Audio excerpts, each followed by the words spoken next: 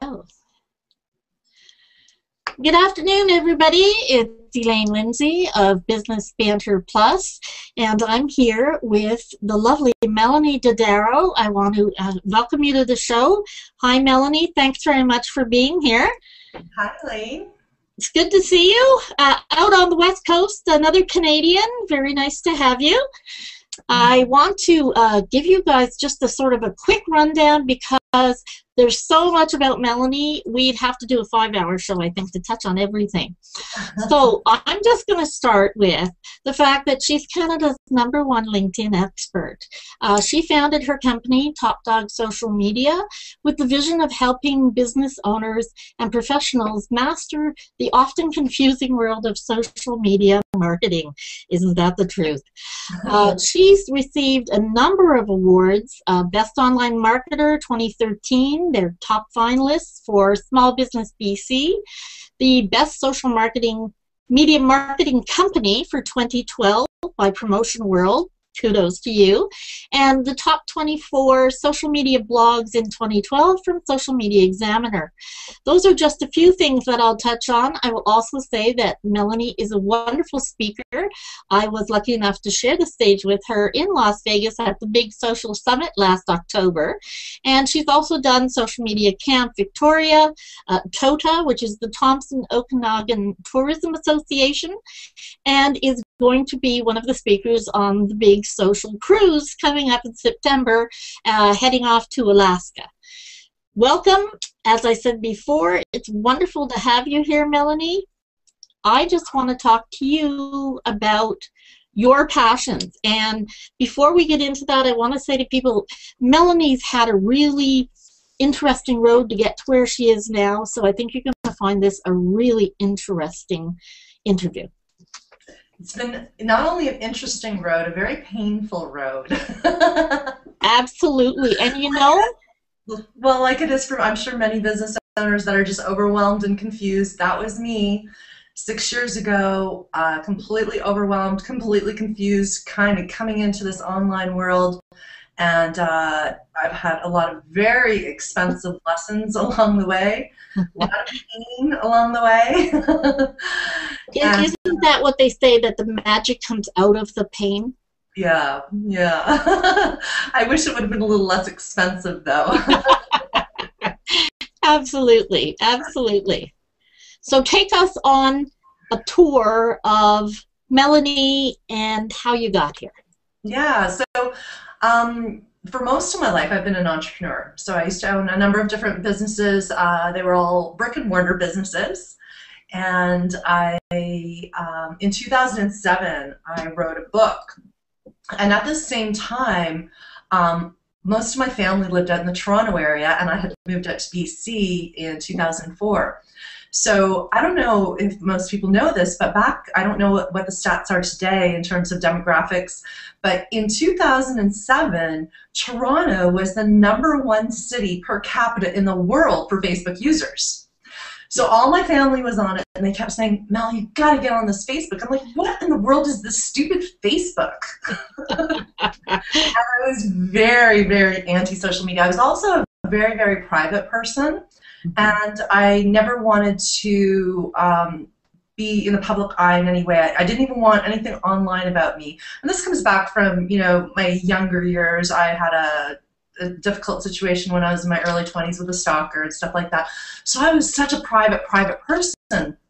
And when I got on Facebook, I only allowed my family and like my best friends to be my friends.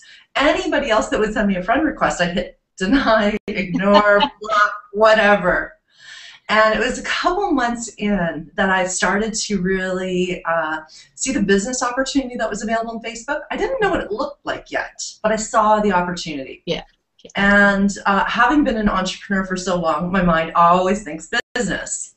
And so I started kind of playing with it. I thought this might be a great platform for me to promote my book. You know, having a ton of experience in owning businesses and lots of marketing experience with traditional marketing, TV, radio, newspaper, all that, I knew that that wasn't going to be a viable solution for promoting a $20 book. Yeah. So I thought, wow, maybe this online stuff is going to work. Anyway, so it set me on my journey to learn absolutely everything that I could about online marketing and social media, and it was a very painful journey. I'm a very non-techie person. So people assume because I know social media that I'm techie, and in fact, I guess today I'm probably 100 times more techie than I was 6 years ago, but I'm still not a techie person. So, and as Elaine knows, this is my first Google Hangout because this is a little too techie for me. And you've done really well getting in and everything. So. But after today, that will probably all change. So as I was learning and going through this process of paying a whole bunch of different people to coach and mentor me and attending seminars and reading books and all that, bang my head against the wall over and over and over again, waste money. You know, it was just a big, long process because the thing is not a lot of people really understood how to use social media for business at that time. So my big question was, how do you use social media profitably, right? Not just properly, but profitably. And it took me 3 years to figure out that answer. Oh, absolutely. So after I figured out the answer, I started having a lot of business owners contacting me and saying, hey, Melonie, I just love what you're doing on Facebook or Twitter or LinkedIn or whatever. Can you give me some pointers? I'm like, absolutely. Of course I can. And I was giving away free advice left and right, and I loved it. I really loved it. And I was like, wow, I think I've had a little bit of a passion shift here. It might be time for a change. And so that's how my company, Top Dog Social Media, got started. Awesome. So it was quite an evolution. Well, it is, as we know, once we really get passionate about social, it really does turn everything else on its head. Yeah, and see, you know, I'm a little different than I think most of the social media people out there. I don't really love the social aspect of social media. Like in terms of, you know, I don't spend tons of time on it each day talking and playing and stuff like that. I'm really much more focused and diligent in how I use it. And of course I am social on it. And of course I do, you know, communicate, build relationships on it. But I really look at it more from a business perspective and try not to waste a lot of time because social media can be a huge time suck. Oh, absolutely. People, if you play games at all, not a gamer, I just don't have the coordination for it, thank God, because it really does absolutely suck time. Yeah, I've never downloaded any of those different things on Facebook, the Farmville and all these different games that people play. I don't have anything against people that like it and use it for that kind of enjoyment. It's just for me, it's not there. And that's what actually really got me interested in LinkedIn. Right. Because I always say to people that I'm a business owner first. I'm an entrepreneur first and a social media person second. Right. So I look at everything through business eyes. And that's what attracted me to LinkedIn because it's all business. People aren't talking about what they had for lunch.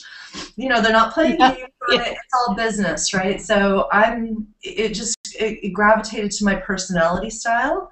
And I also, you know, see a lot more results in it for, you know, the types of clients that I work with and, of course, for myself. So it's been really great for that.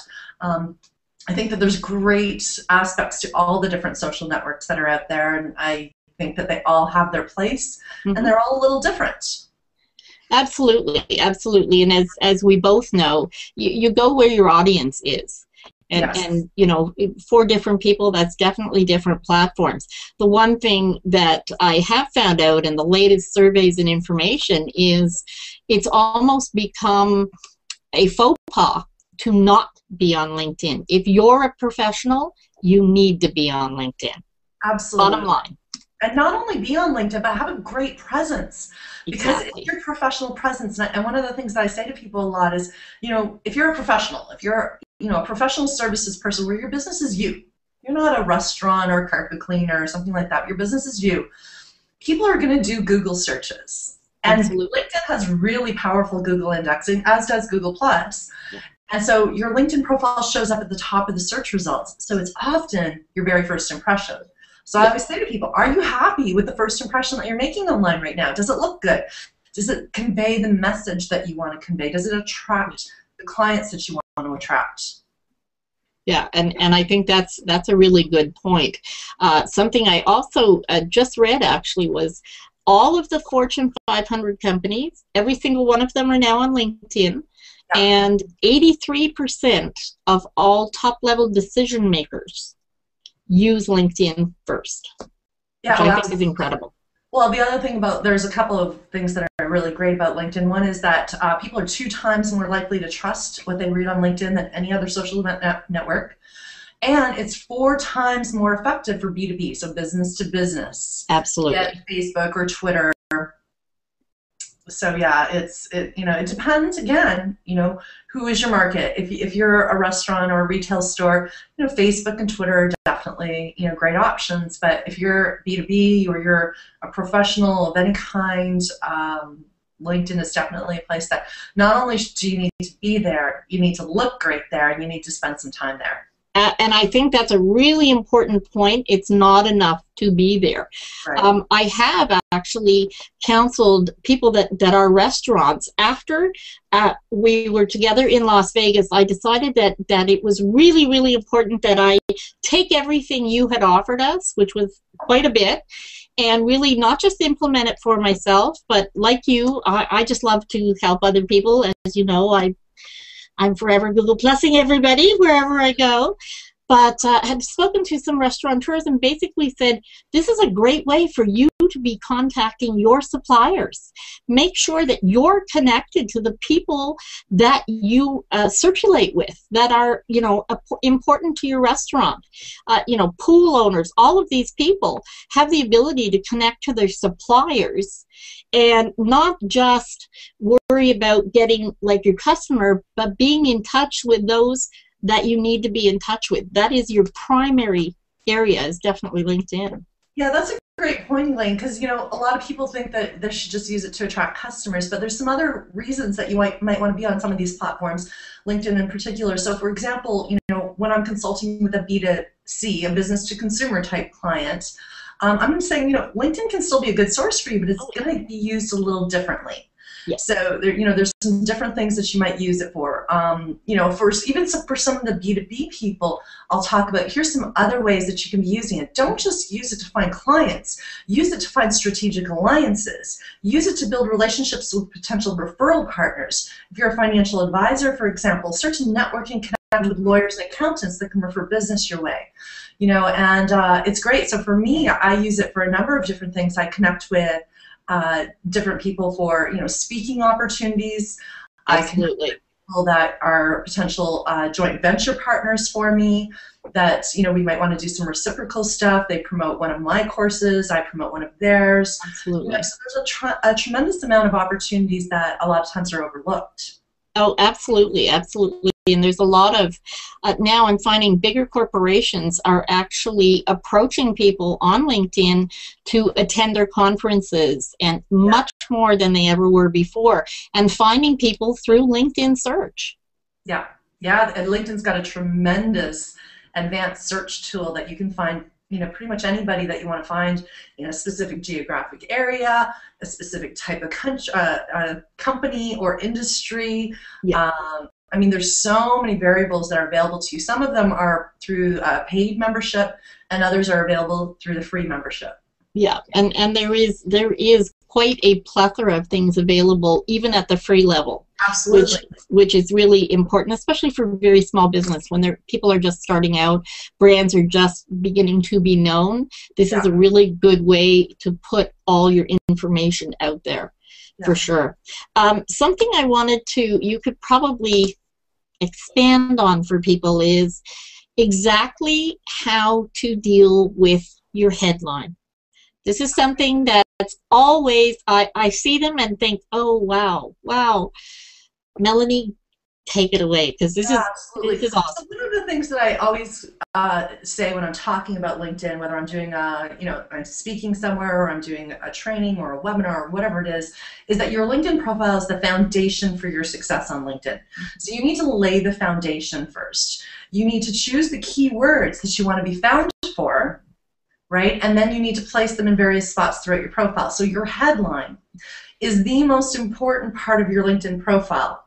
The reason is if somebody's doing a search for what it is you offer on LinkedIn, this is a qualified, hot prospect looking for exactly what you offer. And if you're not showing up at the top of the search results, you're missing out on that opportunity. But here's the thing, even if you are showing up at the top of the search results because you've optimized your profile, but the profile doesn't really speak to or engage or attract, still a lost opportunity. Mm-hmm. So your headline next to your photo and your name is the very first thing that people are going to see. So your headline needs to be compelling. It needs to grab attention, and it also needs to incorporate one or two of your keywords in there. So instead of just, you know, a lot of people will have, if they're an owner or founder of a company, they'll put, I'm the owner and founder. Yeah. Or they might put, I'm owner and founder of XYZ company. Nobody cares about that. No, that's not what they're looking for, is it? No, so you need to be speaking to the actual needs and grab the attention of the people that can utilize and benefit from the services or the products that you offer. And so, you know, you're very limited in characters. You've got 120 characters with your headline. And so what you need to think about is, how can I create a compelling, attention-grabbing statement and incorporate one or two of my keywords. Now, you can either incorporate the keywords right in that compelling statement, or you can put them at the tail end of it, as long as they're there, because there's several sections within a LinkedIn profile that are weighted heavily in LinkedIn's algorithm, meaning who's going to show up at the top of the search results for us non-techie people. Our algorithm. That was really well said. Well said. I know. It's so funny. I have a 25-year-old son, and he used to make fun of me all the time because he just thought I was just a complete moron. I didn't know how to do anything with my computer. If something changed, I would be freaking out and getting him to fix it. And then as the years went by and I started studying this stuff, he would still talk to me like I was a moron. Yeah. And then all of a sudden, I'd start talking over his head, and he'd be like, what? I'm more advanced than him now. Yeah. Don't you love when that happens? Yeah, I have a 31-year-old one of those who used to think he was way ahead. But I'm slightly more techie than you, I would say. But yeah, he was a gamer from way back. So it's nice to surpass them once in a while, to let them know you're still viable. Yeah. He's like, really? Did you just say that? Oh my God, yeah. Well, something that actually ties into that, and it's not specific to LinkedIn, but when you're found on Google in search, you should really have a description that's about 12 or 13 words so that it fits.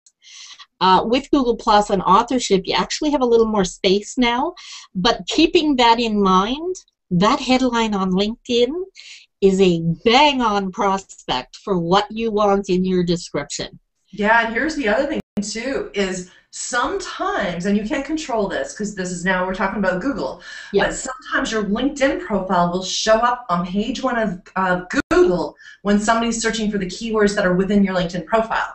Absolutely, absolutely.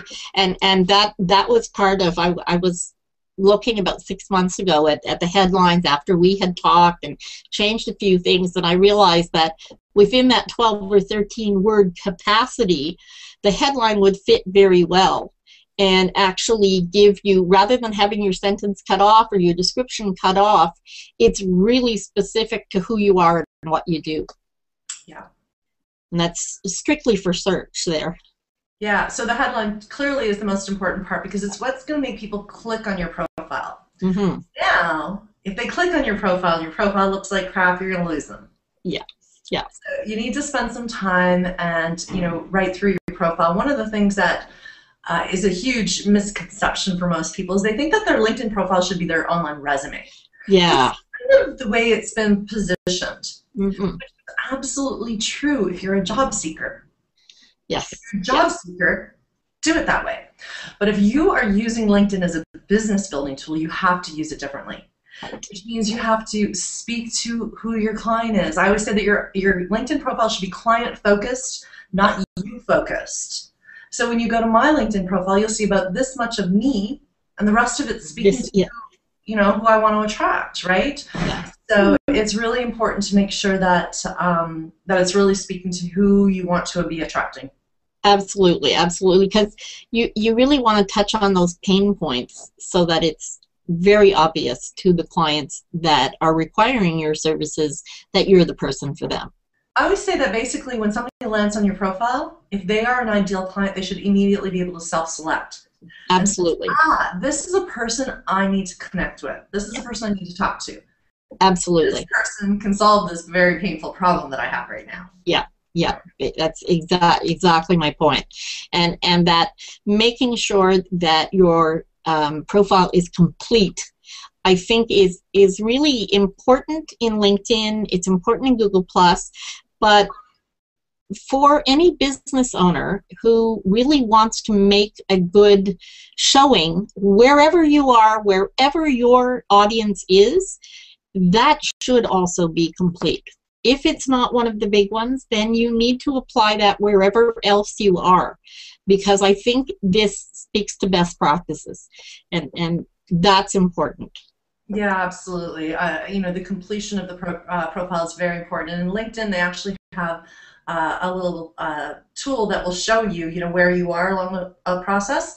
You know, are you at 50%, 70%, 90%, 100%? I always say that when you're at 100% in LinkedIn's eyes, you're at 40% in mine. Well said. Well yeah, said. Because here's the thing. All you have to do is write your title and your company name, and you don't even need to fill out any description at all for you to have that part completed. But it's not completed. It's not telling anybody anything about you or what you offer or what you do. So just because you've entered in those two fields means nothing. Good, and that's exactly the point I wanted to get to, because often, yeah, when you see those things and you think, okay, I've done the bare minimum, it's not the bare minimum. It's do what you expect others to do if you were going to look for them. Yeah. Because if you put yourself in that mindset. No, absolutely. I literally will spend between 8 and 10 hours. When somebody hires me to write a LinkedIn profile for them, I'll spend 8 to 10 hours. Combination of doing some research about who their ideal client is, what kind of language is important to them, what kind of problems are important to them, and really speak to and write it that way, as well as figure out, you know, what are the right keywords, optimize every square inch of the profile, fill out every single section of the profile almost to its capacity. So for example, in your summary section, it allows you to fill out, you can put 2,000 characters in there. I usually max out those 2,000 characters. I usually write 3,000 characters and then have to come back and then cut it back. Edit out. Yeah, because the more content you have in your LinkedIn profile, the more likely you are to show up. Absolutely. If you don't have enough content in there, you're not going to show up. That's so true. So very true. And let's go back to, for 1 minute, to noting that there is a very big difference between business owners on LinkedIn and job seekers on LinkedIn. Yeah, so I mean, for a job seeker, a more resume-style profile is suitable.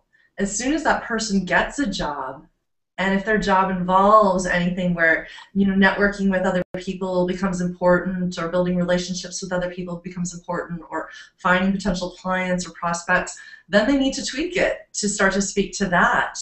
But if they're looking for a job, it's okay to have it resume kind of bio style, because they don't have an ideal client they're trying to attract. They are trying to attract an ideal employer, though. And so I don't very often do LinkedIn profiles for job seekers, just simply because they usually can't afford me. Right. They're unemployed, right? But I have done a few. And so what I'll do that's very different from what anybody else would do is I'll actually speak to the ideal employers that they're looking to attract. And here's another super sneaky little ninja trick. I'll actually write the names of the companies that they want to work for in there. Oh, wow. I'll be like, I'm seeking a position with, you know, these types of companies in these types of positions. So I'll optimize their profile for all of the different positions that they want to get filled for. So recently I did it for a hotel manager. He was a very experienced hotel manager who, you know, the hotel he was working for got sold. He was in a position where he had to look for a new job. So I was like, okay, what are all the companies you want to work for? And I would incorporate all of those names in his thing. I'm like, what are all the different positions that they might be looking for? You could be a general manager, you could be a hotel manager, you could be a sales manager, you know what I mean? And so I incorporated all that into his profile. He found a job. Oh, that's excellent, Melonie. That's really, really good and very key. because there are a lot of people out there that are looking for jobs and starting to understand just how viable and how important LinkedIn is for them, and that's really important. Yeah. Let's move on to like a little broader in LinkedIn. I'd like to get your impressions of groups. LinkedIn groups are gold mines, right? If you use them properly. Yeah. So here's the thing: is every single person that I know when I'm first talking to them, they'll, a lot of them will have joined groups. So, for example, the financial advisor will have joined all the financial advisor groups. Yeah. Like, the realtor will have joined all the realtor groups. Yeah. I'm like, no, you join groups based on where your ideal clients are. So if you are, a local business within a city, you might want to join all the local groups that are related to the city. If you have a specific type of client that you work with, maybe you work with coaches and consultants, or speakers or trainers, or maybe you work with accountants, or maybe you work with professional services people, then join those groups and start to interact and engage in those groups and provide value. That is the key. Provide value within these groups. Don't be a spammer. There's so much spam on social media. It's really ridiculous. It's very disappointing because it over time starts to get people to start to ignore more and more, right? It does. It does. I report everybody for spam. Thank you. I wanted to get your opinion on that. Yeah, I think it's important, and this is something I used to say to my parents a lot was, if you go to a restaurant and the food is bad, or the waitress was terrible, or you go to a store and you get shoddy merchandise, they can't fix the problem unless they know there's a problem. So if you don't report these people, we're just going to be more and more inundated with spam because nobody's saying anything. Exactly. So no, I always report. There's a lot of people that will set up fake accounts. Yeah. And some signs to look for is they'll have, so this happened last year where there was a plethora of this, where there was very attractive, very beautiful women pictures with, sales at Nike, and they put these high-end companies like IBM, Hewlett-Packard, Apple, all these big name companies, these really beautiful women pictures, there would be nothing in their profile. Yeah. And it would be one after another after another. I would open up my LinkedIn profile and I'd have like 100 requests from all these things. And so literally I just went spam, spam, spam, spam, because that's all they were. They weren't even real profiles. So absolutely. And that's another thing. There's now a new, the little templates that people, when you just click and connect, there's a new one. It's because you're a person I trust. I'm almost at the point where I see that and it's like, I'm sorry, I'm not going to connect with you because A, you don't know me, and so why do you trust me? That makes no sense to me. My number one message to everybody when it comes to any kind of interaction or engagement on LinkedIn is personalize, personalize, personalize. Do not ever, ever, ever use a default message through LinkedIn. Connection request, recommendation request, anything. Always personalize your message. If you don't know that person and you want to connect with them for whatever reason, tell them. Say, hey, you know what, we haven't met yet, but I wanted to connect with you because of XYZ. And then also say, hey, listen, if you're not comfortable with connecting, don't worry, just click ignore. Yeah. And let them know that, hey, I want you to feel comfortable with this. If you're not, just click ignore. But yeah, I mean, why? Some people, see, the problem with LinkedIn is that a lot of people don't understand what it's for. It's a business social network. So a lot of people are very guarded with their LinkedIn profiles. They're like, I'm not letting, kind of like me 6 years ago with Facebook. Yeah. I don't know this person. I'm not connecting with this person. And what I always tell people is LinkedIn's not Facebook. Facebook's where you share your personal information. LinkedIn's where you're trying to grow your business. So it's okay to connect with strangers. You don't necessarily want to connect with, people that might look shady or, people that might look spammy or whatever. But if the person looks legit, they look, professional and whatnot, there's no reason not to connect with them. Absolutely. Because here's the thing about LinkedIn is every time you make a connection, it's a win-win. So you and I connect on LinkedIn, Elaine. Now you are exposed to my very large network on LinkedIn that just massively increased your second and third level connections by millions and millions and millions. And however many people you have, it doesn't even matter. You've exposed me to your network and second and third level connections. So we both helped each other by connecting. Absolutely. What people don't realize is that you only show up in a LinkedIn search when people are doing searches for what you offer if you're in the first, second, or third level network. Yeah. If you have such a small network or you're restricting things, you're missing out on opportunities because you're not showing up in the search results. And I say to people who are a bit hesitant or just starting out, bottom line, I think you need to have a minimum of 501 in your network before you're going to be able to utilize this at all. Because it's that outreach, it's that amplification. That, because you and I, we don't know. It could be, your best friend's brother-in-law's second neighbor that wants to connect through how it works. Right. We don't know. It's not always the person that's connecting to us that wants to work with us. Oh, absolutely. I was actually just talking to a friend of mine today that also, Deb White.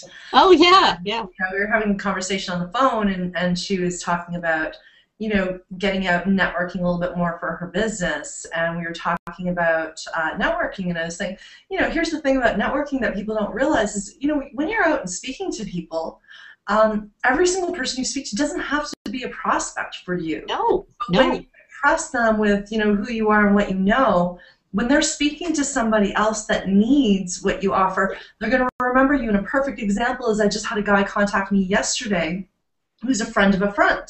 Yeah. And the friend, who unfortunately has passed away, he passed away last year, my friend, who was a mutual friend of ours, but he had promoted me like crazy to this guy, who now just got hired in with a new company, and they were sitting down having a meeting, the company owner and the key stakeholders within the company, and they were talking about we need a social media presence, who should hire.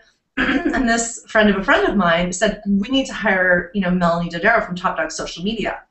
And he said, everybody in the meeting was like, oh, but I know a social media person. Oh, I know a social media person. Oh, I know a social media person. But he had such strong belief in me. And then what he did, it was funny. He said, I pulled up your website and I played your video, and everybody just stopped talking. They're like, okay. But he sold me. He sold me, and I had never even had a conversation with the owner. And then this morning he called me, same guy. Melonie, I have a referral for you. Somebody in Calgary. Here's her phone number. Contact her. She wants to hire you. Yeah. So other people can be great, promoters of you. And so many of these relationships I've created online, you can create them online. You can create them offline. Absolutely, absolutely. And that kind of brand advocacy is ideally where you're trying to go. Yeah. That is the point. You want your great customers to become your great brand advocates. Yeah, exactly. Absolutely. And not even your customers. Yeah, not your connections, shall we say. Yeah. I mean, obviously your customers are great because they've had a personal experience with you, but other people that know you and really kind of, saw through, who you were and the message that you had, and saw a great potential for you to help, one of their friends or families or coworkers or colleagues or business acquaintances or whatever. It's a great opportunity. Yeah, absolutely, absolutely. I had the same thing happen. I met a woman at a networking event, and we had talked, and it was great, but she recommended me to another group to come and do a speak for them because she got what I was talking about, which I hadn't met her before that. Yeah. It was it's great how that works, for sure. And do you belong to networks, IRL, as we say, in real life? In real life, a little bit. I'm a member of a number of different local organizations. Yeah. I'm on the board of directors for several of them.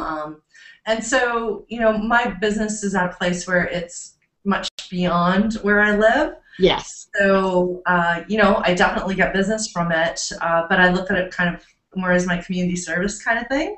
Absolutely. Absolutely. I'm a member of Rotary, for example.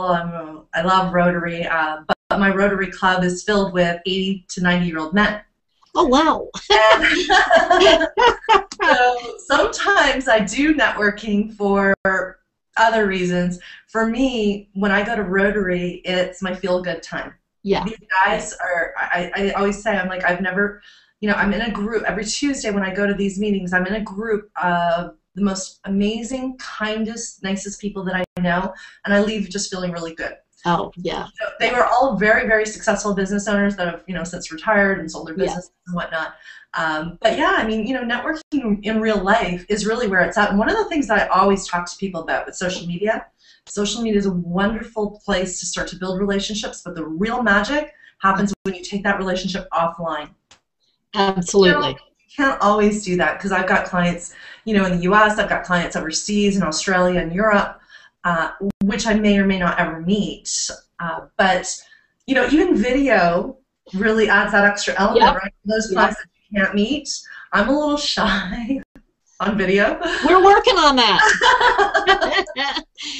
You're doing such a great job here. I had three interviews this morning back to back. I was on CTV Edmonton this morning, right before this. Oh, excellent. And the one after that, I said, you know, I don't like to put on makeup very often, so I put all my video stuff all in one morning, back to back. Well, now, see, that's efficiency. That is absolute efficiency. Yeah, first day of the week putting makeup on, so. Yeah. Well, it's true. I find that, you know, video, because I'm such a proponent of Google+, but the whole concept of video chats, this is a great way. It is, to me, the next best thing to being there. No question about it.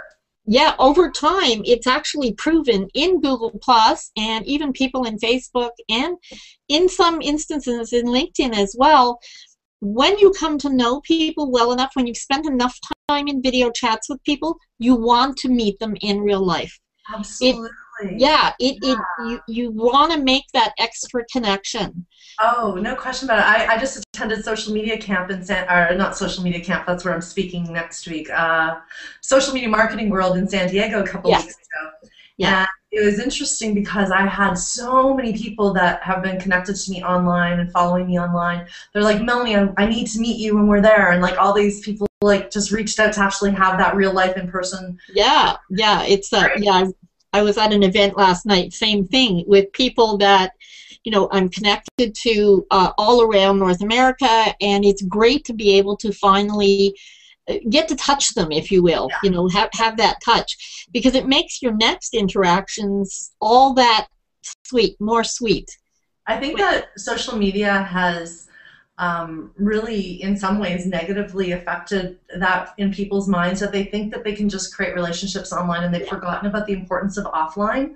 They've forgotten about the importance of, you know, taking a relationship to the next level.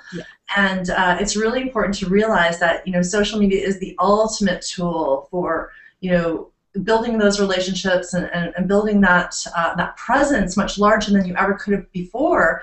But whenever you have that opportunity to take that relationship to the next level, whether it's picking up the phone, calling that person, or doing a video chat like this, or meeting in real life, in person, it's really important. An example of that is I had a guy that I was working with. He lived in, one of my clients, he lived in Calgary. And we got him a lead for his business from one of the news anchors on the local TV show. Great lead through Twitter. And we sent him the lead, and he emails me back and says, Melonie, should I like DM them, direct message them, or tweet them back? I'm like, no, pick up the phone. Yeah. Lead here. Yeah, and that's a really, really good point. The fact that we have the opportunity for all these points of touch. It's like, don't leave anything out. And you and I come from the relationship marketing aspect, where I believe, and I know you do as well, it's about community. It's not just about the social media, the back and forth. It's about building your community. Yeah, I mean, and relationships only move to the next level when you take them to the next level, right? You can just be Facebook friends or Twitter friends or whatever forever and never really move that relationship forward. So, you know, whether it's a phone call or, it was interesting, I had a guy that I connected with on LinkedIn, and I'm starting to get dedicate a certain amount of time each week to just nurture and grow new relationships that are prospects. They're, possible Connections, alliances and connections, right? Yeah. It was so amazing. We had this conversation yesterday. We know all the same people. Yeah. And I was just like, wow, this world is just so unbelievably small. When you have that commonality with people, right? When you've got something in common with them, we've got the same friends, we've got the same network. Who do you think the next time he has a conversation with somebody that says, I need somebody to help me with social media, he's going to be mentioning?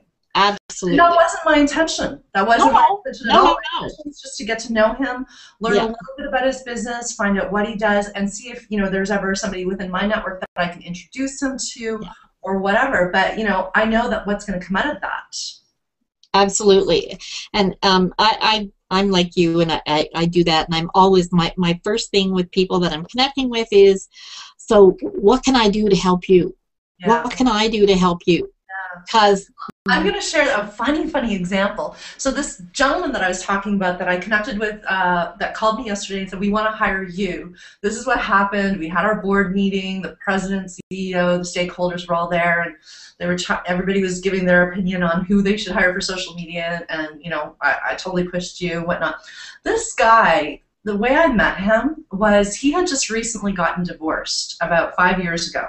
Mm-hmm. And my friend Andrew, who passed away last year, his family lived out of the province, and I knew that these two guys had nowhere to go for Christmas. Oh. So I invited them to my house for Christmas. So this guy's first impression of me was, she was the girl that invited me to her house for Christmas and fed me this great meal when I didn't have anybody else. Yeah. Just an example of the whole relationship aspect and how important it can be and what it can ultimately leverage. 5 years later now, I'm going to have probably a contract that's going to exceed 6 figures from this one nice thing that I did, inviting somebody to my house for dinner for Christmas. Yeah. And I mean, obviously, if I didn't have the credibility to back it up and whatnot, I would have lost that. But you know what I mean? It's those real life relationships. And this is what I do love about this hangouts and video chat and stuff like that. If I could just get past the fact that I like to work in my pajamas sometimes. I like to put on makeup. Guess what? We can do that. Pajama pants on, right? Yeah. From as some of the guys say in video chats, it's like, well, from the waist down, jammies or nothing, Yeah, so no, you're gonna have to spend some time teaching me a little bit more about Google Hangouts. Absolutely. I'm so happy to hear you say that, because I've been dying to do this since last year. The year before, no matter. Right from the beginning. Yeah. Anyway, we're going to start wrapping up now. This has been absolutely fabulous. Melonie, you are such a font of information, and fabulous information. Anybody, if you just implement one thing Melonie said today, I guarantee you are going to see changes on your LinkedIn profile. Having said that, what's one little tidbit you can offer, either personal or business, that people can implement right now today? Okay, so I can't limit it to one. Good! Yay! Yay! I can't limit it to one. But the first thing is, when you're thinking about your keywords that you want to optimize your profile for, make sure you're not thinking in terms of what you put on your website necessarily. Think about in terms of what your ideal clients might be looking for when they're looking for what you offer. So, for example, somebody on LinkedIn might not be looking for a brand strategy for their company, right? Or a social media strategy for their company. They might be looking for a social media strategist or a brand strategist or a marketing specialist or a marketing consultant or something like that. So understand that when people are looking on LinkedIn, they're looking for people, not things a lot of times. Absolutely. Once in a while they might type in things, and that's where all the other content in your profile comes into play, where you talk about all the things you do. Right. But what you really want to optimize your profile for with the primary keywords is who you are, the title. Yes. And so if you're an owner and founder, scrap that. I'm the owner and founder of Top Dog Social Media. Nowhere in my profile will you see that. No. What I'll say is that I'm a social media speaker, a social media consultant, a social media trainer, a LinkedIn expert. Those are the things that I am, because I know that those are the things people are looking for. They're not looking for the founder of Top Dog Social Media. So really think about that. The second thing is I talked earlier about, making sure that your profile is really client focused, and that in your summary section, you do have to start off with telling people a little bit of information about you. So give them what I call your credibility paragraph. Share a little bit of information about you, and then go right into who is it that you work with and how do you help them. Yes, and start absolutely. To them so that when they read your profile, they can literally self-select. Yes. I also have a really handy little LinkedIn checklist that you can get, and you can download it so that you can print it off and have it next to your computer as you're working through your LinkedIn profile. It's linkedinchecklist.com. Download that, and as you're working through your profile, make sure that you're filling out all the different areas and optimizing all the different areas. And so it's just a great little handy tool. Oh, that's excellent. And Melonie, I will be sure and put that under this video on Business Banter Plus on the page with Melonie, so people can go there and get it later if they want to download it. Okay. Thank you so much. I really appreciate it. I look forward to seeing you in the fall. Yeah, absolutely. Me too. Yeah. And maybe another video chat. I look forward to that even more. And now you can't say you haven't done Hangouts, so we'll be doing this again very, very soon. Thanks very much for tuning in, everybody. It's Elaine Lindsay with Business Banter Plus. Our next show is in 2 weeks. See you then. Bye-bye.